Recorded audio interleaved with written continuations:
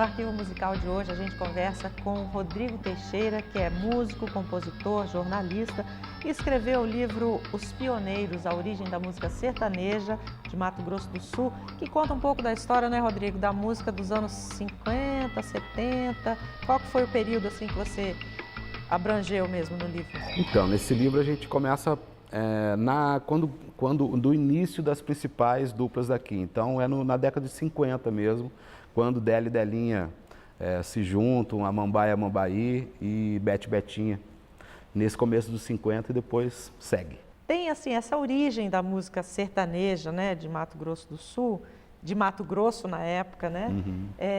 Que ela não era considerada uma música assim igual do que se fazia no Brasil, né? Era uma música caipira, mas ela era diferenciada. Você tocou muito bem nisso no livro. Eu queria que você falasse um pouco mais dessa sua... Acho que não é só sua essa avaliação, acho que é de todos eles, né? Claro.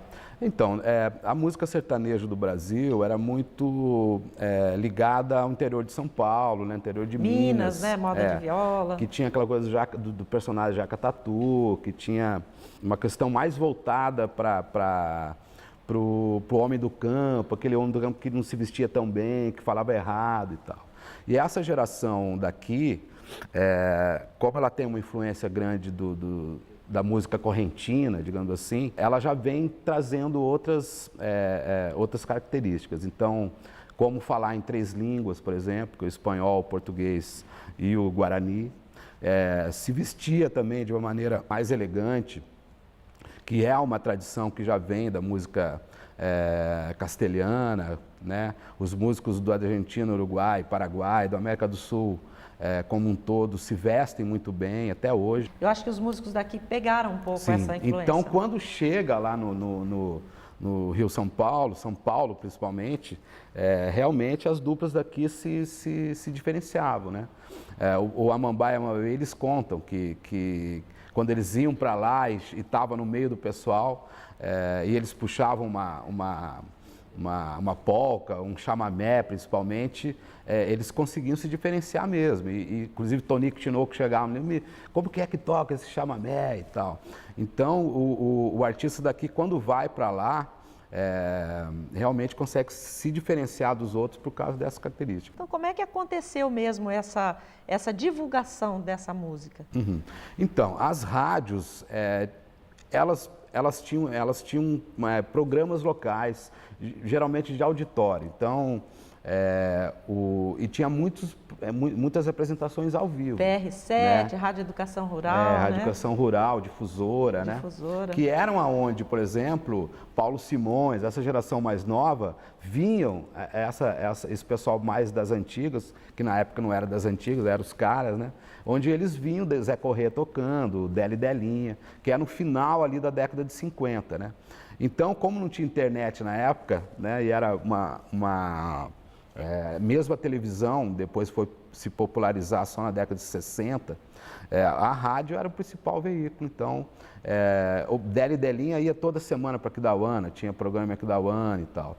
Então, todos eles, na verdade, era uma coisa meio casada. Tinha um programa na rádio, se apresentava em circo. E assim, a gente tem aqui a cultura das fazendas, né? Sim. Então, aquelas festas que duravam muitos dias. E esses músicos tinham bastante trabalho dessa maneira. Né? O Amambaia e Amambaí eles falam que faziam festa de 10 dias, né? Dino Rocha.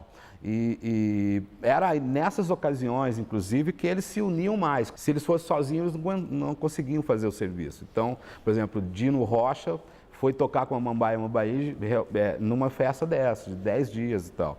Lindo Bandoneon também fez muita festa grande, assim. Então, era meio cantar na rádio, se apresentar nessas festas de fazenda, nos circos, né? E aí a gente tem assim 2 radialistas que são muito importantes, né? Que é o Ramon Achucarro e o Juca Ganso, né? Que foram aqui pra gente, né? Mas tinham outros também que eles contam muito da Rádio Bandeirantes, de outros que deram espaço para eles, né? Em São Paulo, principalmente. O que aconteceu foi o seguinte: em São Paulo, a gente tinha uma pessoa lá que ficava fazendo o movimento e a divulgação dos artistas daqui, que era o Zacarias Mourão. né? O Zacarias Mourão já era uma... Em 57, o Zacarias já ganhava prêmio, já tinha ganho alguns festivais de poesia nas rádios e tal. E ele que apresentava o Capitão Barduino, Capitão Furtado, por exemplo, que apresentavam os artistas daqui para esses radialistas famosos de São Paulo. Então, por exemplo, Délia e Delinha, quando chegaram, eles já foram direto conhecer o Capitão Barduino, graças a esses contatos do Zacarias Mourão. Então, foi uma peça-chave. Se o Zacarias não tivesse em São Paulo, provavelmente muita gente não teria ido para lá. Antigamente você ia para São Paulo, basicamente, para fazer as gravações. Só que a discografia desse pessoal é muito grande. É muito grande. Bete Betinha tem 16 LPs gravados, Dino Rocha, né? Então, assim, foi graças a esse intercâmbio com São Paulo, né? Aí entra o Zacarias também. Quer dizer, o Zacarias foi quem levou a Délia e Delinha para conhecer o Mário Vieira, né?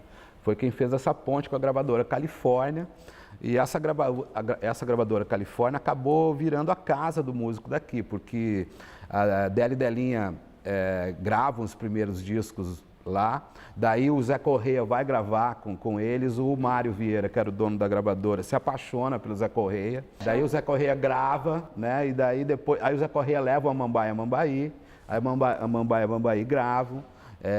E depois começam aí os artistas daqui com matéria paga, que eles chamam, que é pagar para a gravadora para gravar mesmo. Daí vão vários, né? Essa gravadora, o Mário Vieira, tinha uma história que os músicos não ganhavam muito, né? Não pagavam para gravar, mas também não conseguiam, inclusive o direito autoral, né? O direito autoral no Brasil vem na década de 70. Então, nessa época de 50, a pessoa nem falava disso, na verdade.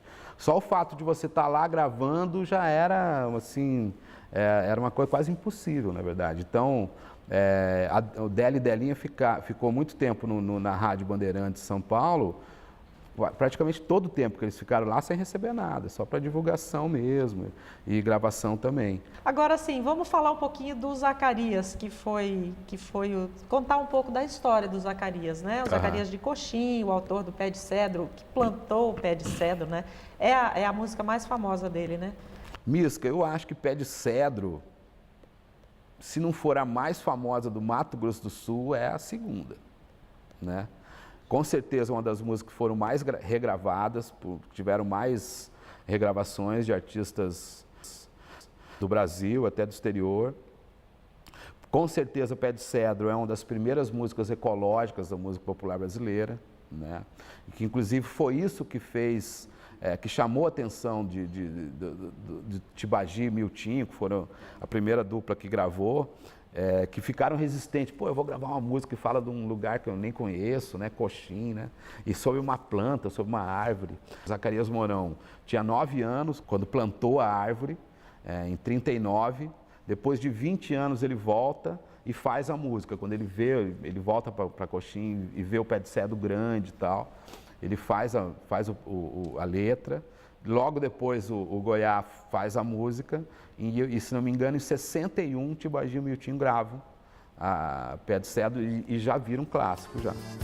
Era um belo pé de cedro, pequenina em formação, sepultei suas raízes na terra fofa do chão.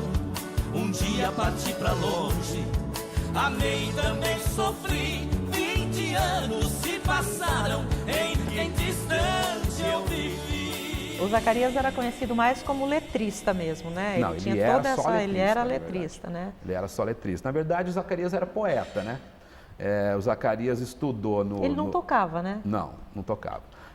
Mas disse que tinha um ouvido muito, muito bom. Ele estudava para ser padre no Rio de Janeiro, o Zacarias. E aí ele acaba vendo que não era a vocação dele, e ele conversa com o padre e tal, e volta para São Paulo para estudar, acaba passando no concurso lá da Polícia Federal e vira policial rodoviário federal.